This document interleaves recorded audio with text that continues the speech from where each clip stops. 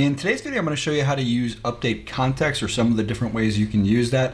So some things we're going to cover is how you can update a context variable on a page from a different page. Now, update context creates local variables that are specific to that page, as opposed to the set function, which would be a global variable that every page or every portion of your app would have access to.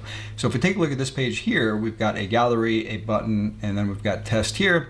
And we can see that the text property here is local text, which is being set as part of this process here. And if we look at the second screen here, we can see that the button says testing, and it's basically the exact same setup here. But when we come over here and we click this, what we're going to see is that on this page, this will change. And then on our destination page, which is the second screen, it will also change there to page navigation. And we can overwrite this by clicking this button. And again, it'll become testing. But we've effectively told this page what we wanted to display from the previous page. Now, some other usage, if we come over here, we could also do the same thing where we select the remote work toolkit, and we're going to change what was selected on this gallery here. We can see that this gallery now reflects what we picked in the previous page. I'm going to cover all of this and more as part of this video. Don't forget to hit that like and subscribe if you like this kind of content. It really does help the channel grow. All right, let's go ahead and jump in.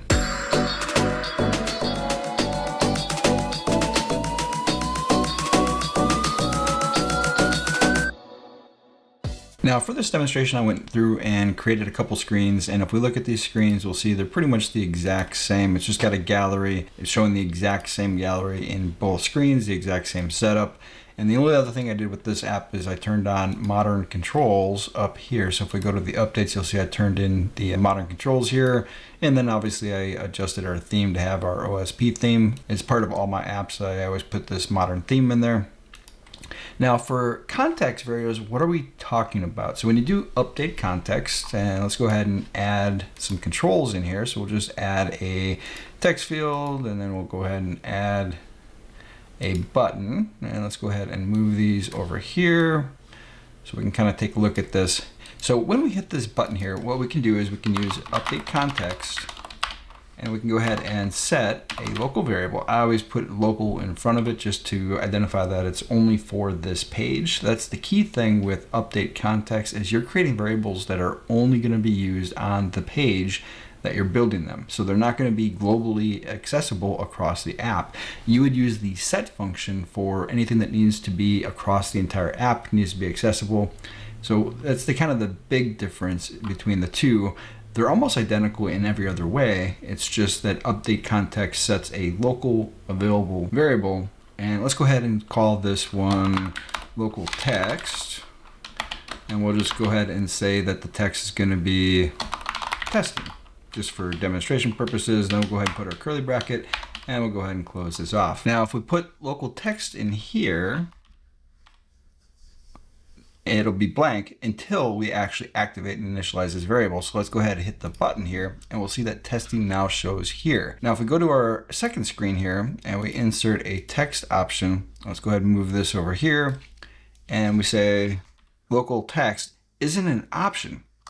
I can type it in there, but nothing's going to happen because it's not on this page. So I can't use that here. Let's go ahead and put text in here. Now let's go ahead and copy our button from over here and put that in this page. Now if we come into here, we're going to see that we have local text. And we can actually put this in here, and we can activate it the exact same way. But let's go back over to our main screen here, and let's change this. So we have our update context, and then what we want to do is navigate. And in this case, we want to navigate to our second screen. Now let's go ahead and add a screen transition on here. Let's add the semicolon here to make sure that this populates correctly here. But let's do screen transition. We'll do cover right. And now what we can do is add a local variable here. So we can go ahead and set the local text to page navigation. We'll go ahead and curly bracket to close this off, and parentheses. Now when we hit this, we'll go to the next page, and it's actually going to pass that variable right into here. And if we go back to our main screen, we'll see that it's still testing because we set that first. So we've got testing in here, and then we can come over to our other screen, If I hit this button here, it's going to overwrite page navigation and change it to testing. So this is how we can pass variables between pages. Now, what are some other things that we can do with update context? Again, you can do pretty much everything that you can do as with set. So you could, for example, set records or objects and variables, and you can do pretty much all of the same things. So what if I want to set what is our default here on this gallery? So let's go to our main screen here. And let's go ahead and add an option here of update context. And we'll go ahead and add our curly bracket, and we'll say local selected record. We'll say this item and our curly bracket and close this. So now when we select this, it's going to set that record as local selected record. So let's go ahead and do that. Now that's been set. Now what about on our other page? Let's just go ahead and copy this. So we want the same functionality on the second screen here. So we'll go ahead and create that variable for this page. And now we can see that everything's working as intended. We want to set the default for this. So if we come over here to our default option, we want to set that to local select record. So now when we select this, it automatically sets that as our local selected record. But how do we use this? So let's go ahead and go back to our first page here. And just like we did with the button example, we're going to set the record as whatever we're selecting. And then we're going to do our page navigation. So let's do navigate. And then it'll be our second screen. And we'll do our cover right transition. And then let's go ahead and set this item. And we'll put our curly bracket and we'll close this up. So now when we select this, it's going to pass that variable of local selected record as this item to the next screen as the default. So we'll go ahead and select our remote work toolkit, and let's just go back here to see what's being selected. Right now it's cloud migration. So back from our main screen, let's do our remote work toolkit, and let's go ahead and select this. And we're going to see that that becomes the default because we've set that as the default for this. So that's how you can use update context to cross between pages, and you can set variables. Now let's go back to our main screen. One of the other things you can do, and I don't always do this myself, but this is an option, so I want to make sure that I pass this, is you can pass multiple variables. So let's go ahead and add an extra variable in here. So all we have to do is put a comma, and then we'll select our text, and we'll set the text to gallery selected. Now when we set this, and we'll go ahead and go back to our cloud migration as our default. So let's select this one. When we select this, it's going to set both variables. And there we go. Gallery selected was updated, and so was our gallery here.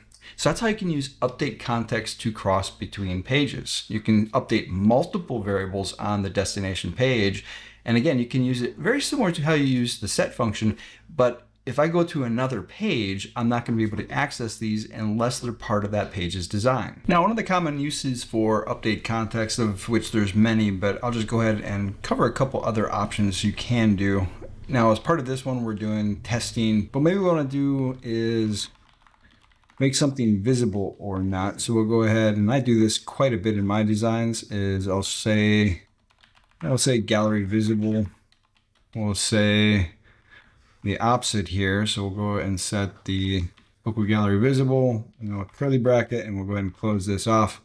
And then what we can do is select our gallery here, and then we're going to make the visible property of this our local gallery visible.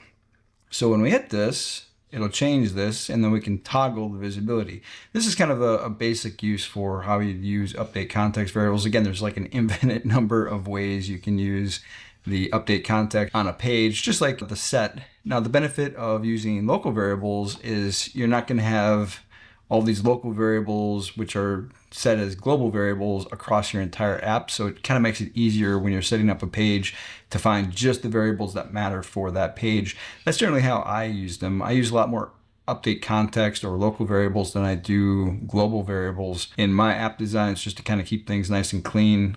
And a lot of times I'll use the same title. When you come over here and search for a variable, it's going to show you what's on which page. So if we go ahead and do local text, for example, we'll see that it shows us which screens it's on. It just makes it kind of easy to find the one that we're looking for if we're looking to debug a specific usage, because we know that anything that's got local in front of it can only affect that page unless it's part of a navigation. Now that's pretty much it for today's video. Hopefully you found the content helpful. Again, if you like this kind of content, don't forget that like and subscribe button. It really helps the channel grow, and I'm trying to get towards monetization, and that only happens when we hit 1,000 subscribers. So definitely hit that like and subscribe button. Until next time.